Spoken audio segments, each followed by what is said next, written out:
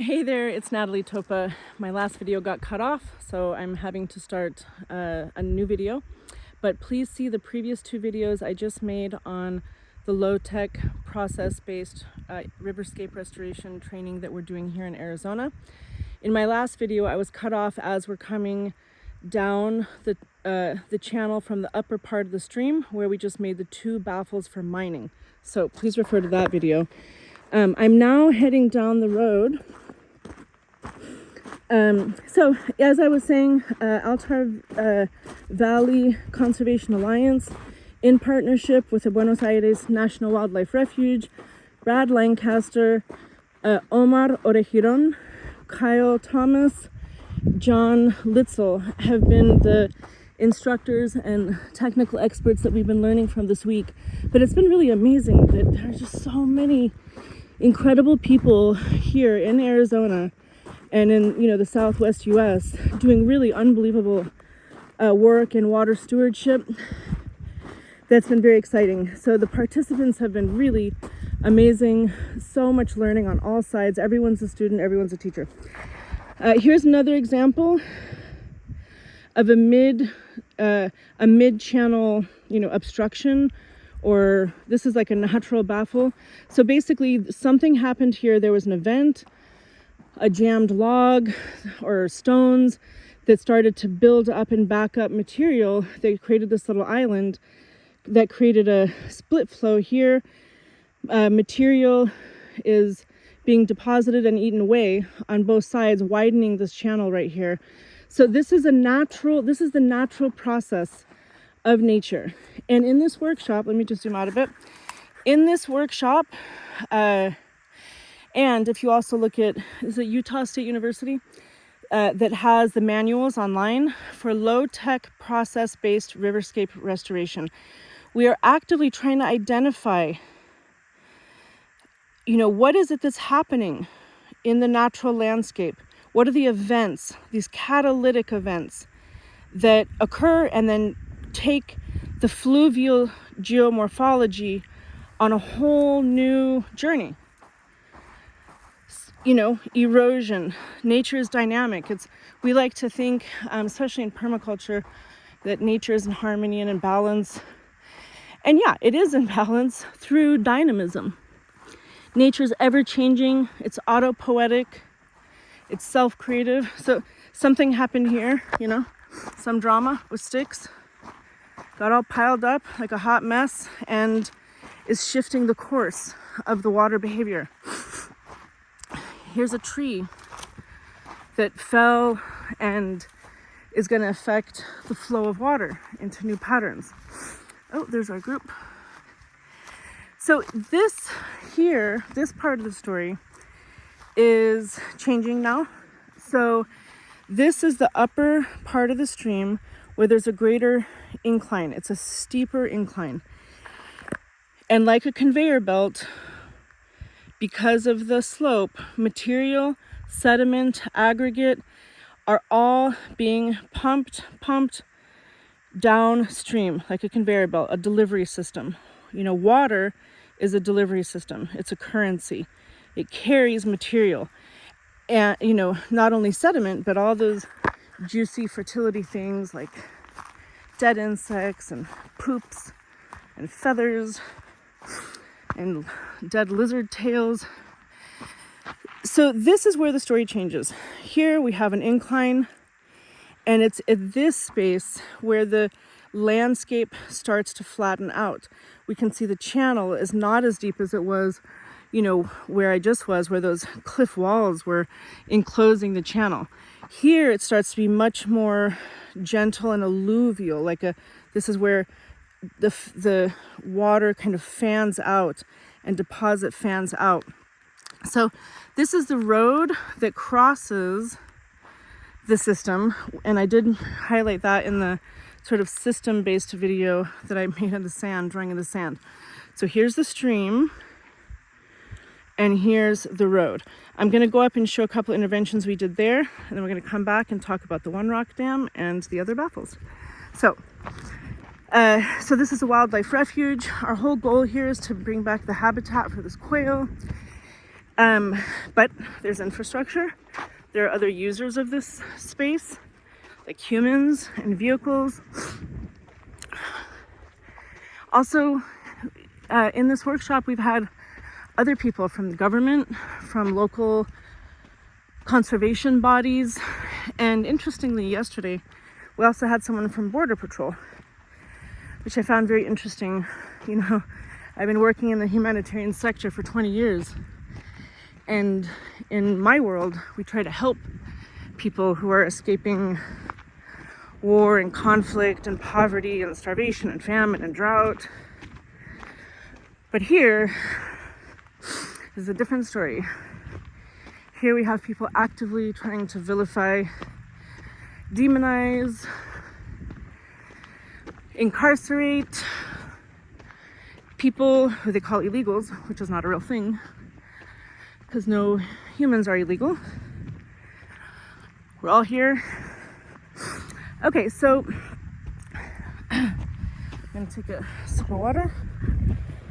Whew, that's okay.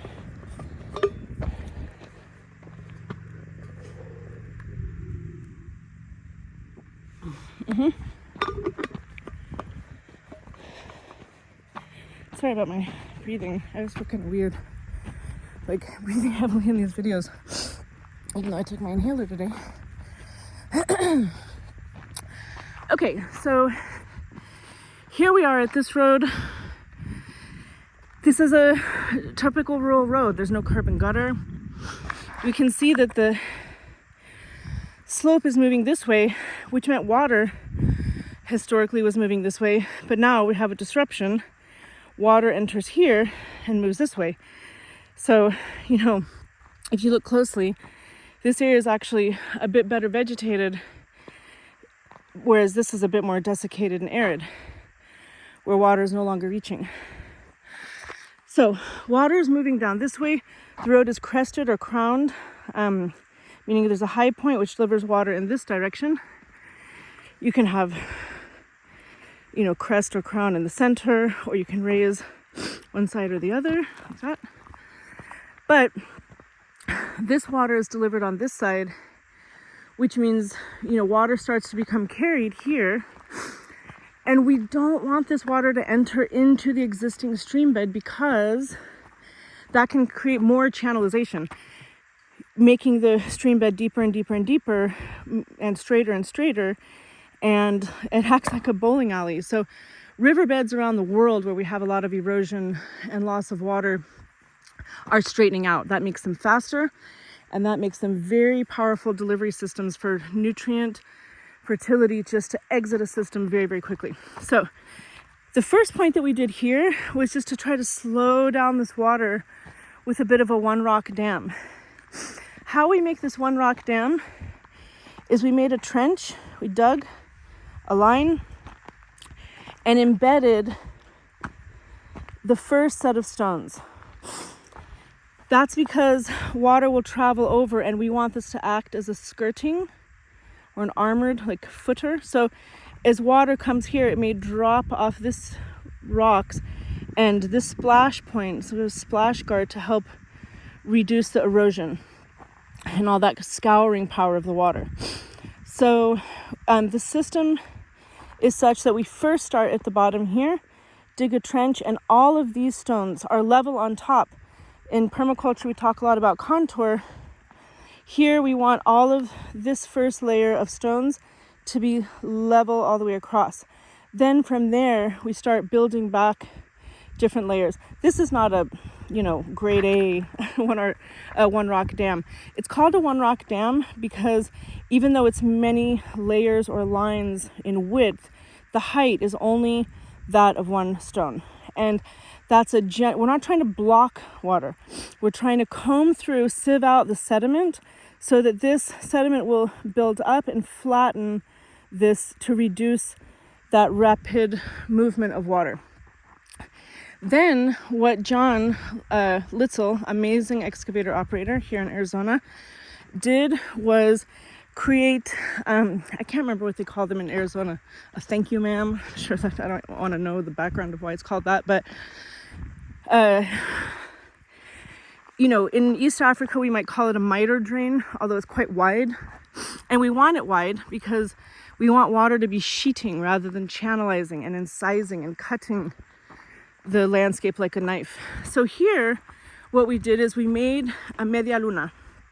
Media luna means half moon. And starting from these stones here, same thing. We made a trench and filled that with a level. We used a bunyip water level. I think Brad Lancaster has videos on how to make that. And then, so all of this is on contour, okay? And same thing, we first started with the skirting, that splash zone, so that when water comes over here, it will hit that and then dissipate out.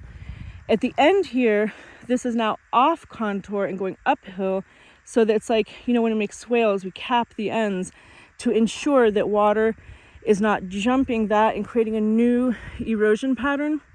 So essentially here, why do you make media luna? Water is entering into a channelized flow, okay? And we don't want it to start tumbling down this hill in a channel because it has a great likelihood of eating away a gully and, you know, creating a head cut here, which will literally, like a, you know, hook, move towards the head. That's why it's called a head cut. And it kind of unzips this water, this landscape, to flow all the nutrient and fertility out in a very quick way. We want to turn the concentrated channel into a sheet flow. So it will hit this media luna, build up, and then because it's on contour, it will, in a more even and measured distribution, sheet out over it. So we're spreading the water below. That's called a media luna. The one on the, there's another version that you do towards the bottom of a system, which I won't get into. That's, so this is like a sheet flow spreader, taking a channel and spreading it out. So we're reducing that incisive behavior. Here's a plug. So water's moving down. John just tamped in a plug of soil. Now here we're heading towards the rolling dip. It's really hard to see by video probably, but I'll show you. So water now is heading toward, I mean, the road is heading towards the stream bed. We don't want this water to enter the stream bed because it'll increase the volume and the depth and the speed of water that is already in that channel and can create more erosion. And we don't want the sediment that's in the bottom of the system to be eaten out. So just to back the truck up, this place is more inclined. This is the conveyor belt where we've been mining. We created baffles to scour the banks and excavate out material naturally with the power of the water so that it moves down this conveyor belt. And then once it hits this place, we want that sediment to settle in the banks of the stream, not in the banks, settle on the bed of the stream, raising the stream bed so that when water comes here, it has a greater chance of exiting the stream and moving out into this landscape and hydrating it so it becomes more green, quenched, and more likely to grow the shrubs that is the habitat of the white bob quail. Here, what John did with the excavator is he just made a rain basin. He just made this basin off the side of the road. This could be planted. Fuad and Yemen team for DRC, if you're watching this, this is what I was talking about in Sada where we were, creating basins off of the road. So this can be a productive zone. You can plant trees, but this will become like a wet spot that retains water. Excess water is going to travel down into this other kind of miter drain, wide miter drain, or I think it's called a barrow pit here, or bar pit. But what's difficult to see is that there's a bit of a speed bump before the riverbed. This speed bump is diagonal across the road. I don't know if you guys can see that. It goes across. It's very gentle. It just is like a big slow hump. So it's not a sharp speed bump where you're like dunk. You know, it's a gentle sloping of this land. So water will spill here, and the water which is coming downhill like this will hit this incline. And because water, like humans, is lazy, likes to take the path of least resistance, which means it's going to pour out here. Now, water will pool here, and we did not make a media luna here. Why did we not make a media luna here? Because the risk of erosion, this is flat. There's no such thing as flat, really, in nature, except underwater. But there's no hill that the water is going to start tumbling down and cause new undesirable erosion. So water is allowed to settle here and pool, and excess water can just move on its merry way,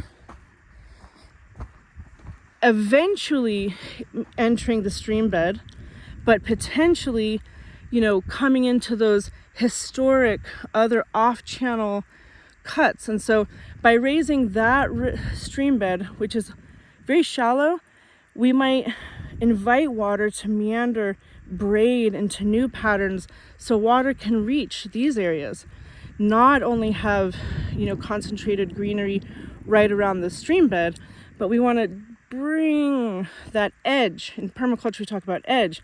We want to extend this edge of the stream banks so that we can have biological uplift here and the shrubs and vegetation for the quails. You may be asking, why are you in a Beetlejuice set with all these dead trees? It's like you're going to see that serpent start swimming through the sand. These are mesquite trees, and for East Africa people and India and Yemen, this is a kind of prosopis. It's a different type than we have in East Africa, which is Prosopis juliflora. Here it's referred to as mesquite. It's a different type, but also very prolific. I don't like to call it invasive because I think it's super blind and ignorant when humans call other species invasive, because we are the most invasive, most harmful species of any type of kingdom on the planet. So they're prolific, right? They really have come in here and they grow rampantly. So there was a frost or some kind of event which caused a mass death of the trees here, which allowed us to have a lot of material for making the baffles. But also the wildlife refuge has come in and fallen these trees in order to make low-lying habitat mimicking the shrubs that the quail like. So here we are in this basin. Water will collect here. This place will become fertile. We've been doing a lot of seeding of millets, wild millets and native grasses, all which are appropriate to this landscape, not inviting in, new harmful things. There goes our group. They're going uphill with Brad and the team to review what's been happening. Okay, so here's the backside of the rolling dip, which again is hard to see that, water is traveling here and there's a speed hump directing water there. So for East Africa, all the lateritic marram roads that we have, rolling dips can be done in many different ways. But the point is just to keep the road dry, water free, because water is the biggest risk, to healthy roads. So water is taken off there, and then here's another new little catchment. Now we're heading towards the stream bed. It's a long video. I hope it's interesting for somebody or helpful. So, hola Omar. Okay, so this is where the stream bed, once again, is crossing this road. And it's difficult to see here, but we made a one rock dam. The reason it's difficult to see is because we covered it with silt and soil. But basically, here's the low point. It bows this way, but the water, this is the lowest point. That's called a thalwag. So that is, where water will come here in a big event, it will fill across. But if it's a smaller water, this is the point, that's the trajectory of the water. So once again here, you know, I know it's difficult to see, but this is a one rock dam. Where's the stake? 4 by 16. ORD, one rock dam, 4 feet by 16 feet. So it's about 4 feet wide, 16 feet long.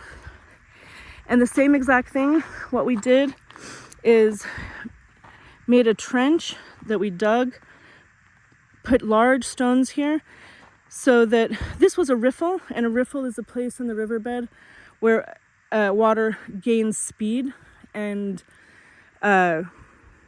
it's where rapids are in a river, not after a pool. So you may have a pool, and then the river picks up speed and starts to be cascading.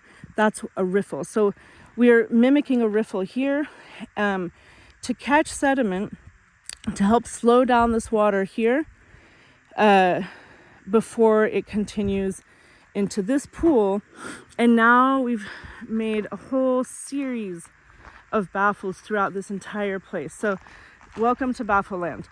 The whole point is all that material, once again, that's coming on the conveyor belt is going to enter here and start filling up this riverbed with sediment. As you can see, this does not have the steep banks like where the mining is, where Bitchin' Betty the Baffle was made. This is much less steep, and so imagine if we raise this riverbed, water can spill out into new channels and maybe come back and weave in and out, inducing a braiding, inducing more water reach so that we can hydrate more of that landscape.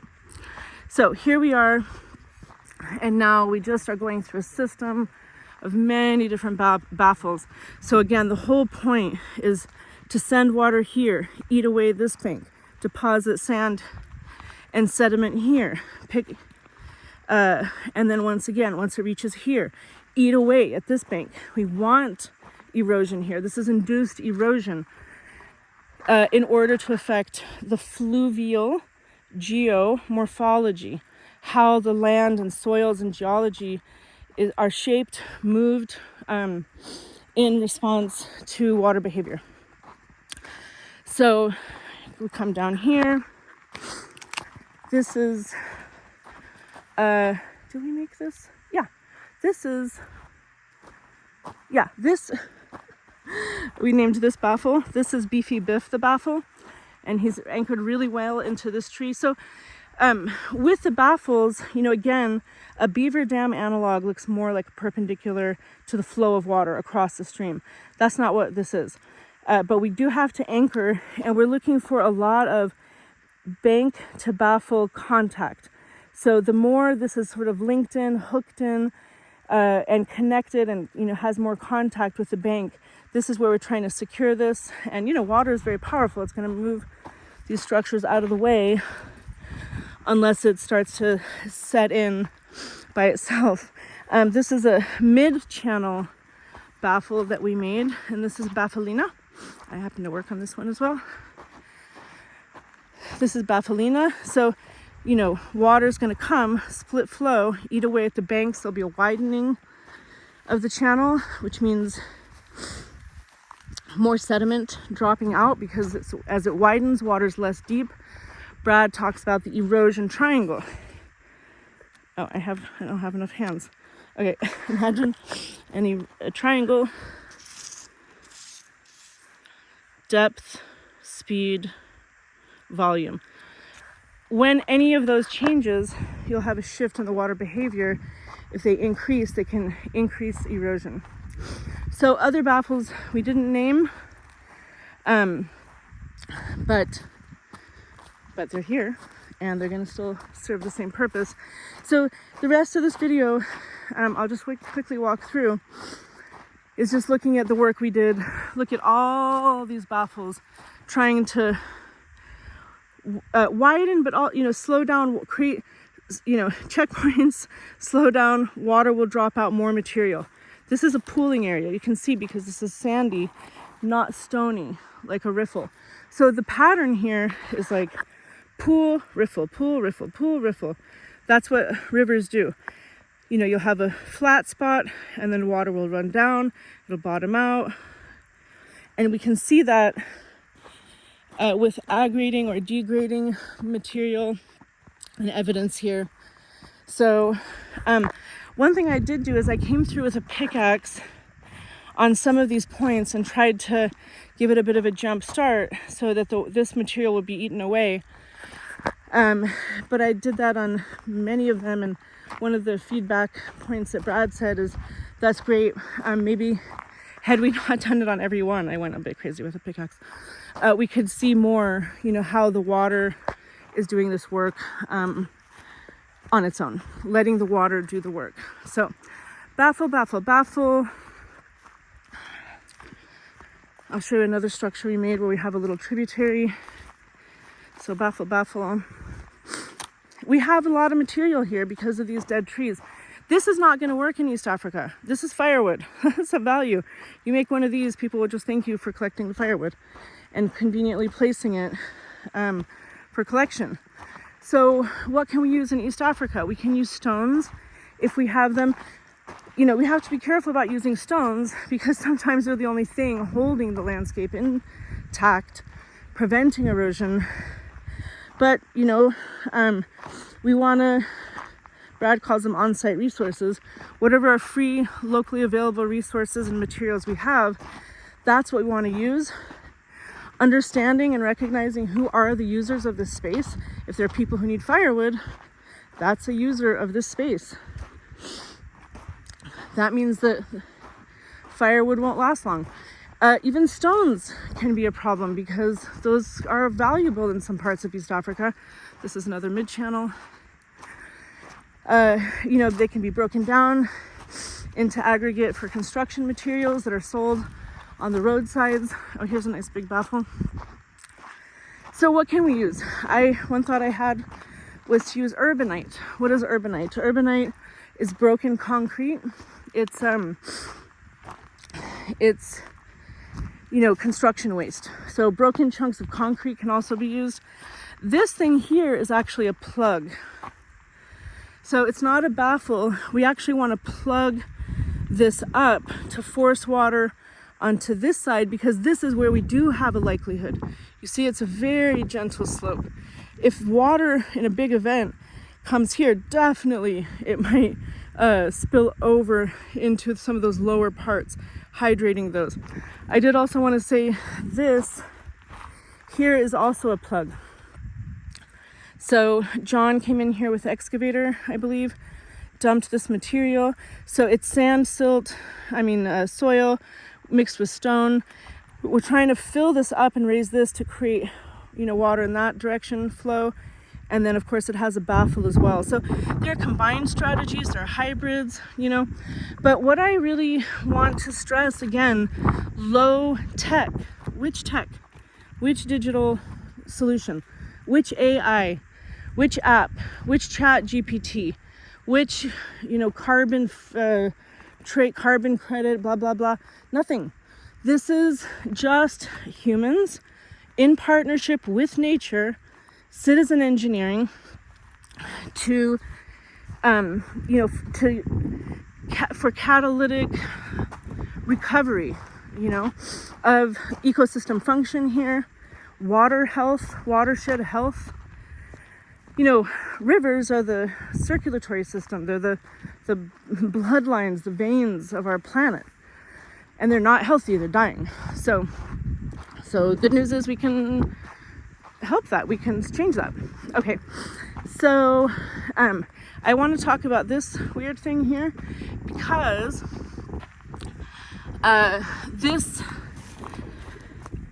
this new channel started to be cut because there's a dam. Here it's called a tank. In East Africa, we call it a dam or earthen pond. Because that wasn't designed very well, the water cut a new path through the spillway and started to come down here and create a tributary to, obviously water already historically has been going down here, but now suddenly there's a dam, and the exit point of that dam sort of created this new water pattern. And so what we did is just tried to use some debris, you know, like this, so that more sediment can build up. There's lots of, you know, organic material floating through here. There's a whole like detritus dam. But we're just gently, you know, putting in some structures to slow water down. As I say, permaculture is a anti-gravity movement. We're trying to, you know, speed up the slowing down. So here, water was going this way. I think Omar called this a cross vein, but basically it's like we're almost asking water to go back uphill for a second. I mean, we just directed it this way, so that will slow down, and then it will head on. And anyway, the end of the story is just there's baffle after baffle after baffle. And the whole point, once again, is that this place, which you can see is much flatter, will be the depository, the bank of material that's coming down through that conveyor belt, which is why, you know, with Bitch and Betty and the other baffles up there, they're mining, they're excavating, scouring, and, you know, providing all the material that we want to settle here, lift, fill this in more, and create, again, more likelihood of jumping across and spreading into a much broader area. So I know this was a long video, and but I, especially for all my friends in East Africa and Middle East who aren't able to come to these workshops, I, you know, want to make sure I document it so you understand what's happening. I will say you can really cause a huge amount of problems with water. So it's important to it's important to work with someone who knows what they're doing, and start small. Like, we're not creating massive concrete structures. Everything is gentle, gentle, gentle. Many, many, many small strategies throughout the whole system. So it's been an amazing workshop. I mean, I'm just so thankful that, you know, there are people who organize these things and provide the opportunity for us to come and volunteer. You know, a week without showers, camping, wind. My tent was blown over. Our porta potties were blown over, so we're just pooping in the woods, but with a shovel and burying it. So it's been a fantastic experience, lots and lots of learning. And yeah, I just wanted to take the time to really document everything that we've done here. It is a longer video, but hopefully it really helps to explain, you know, what we're doing, why, how, and yeah, just to show the potential of human beings working gently, no gimmicks, humans and nature working together in partnership to restore the health of that which sustains us. So, yeah, I think that's it. Let me wrap it up here. Thanks a lot, and hope that's interesting or helpful. All right, bye.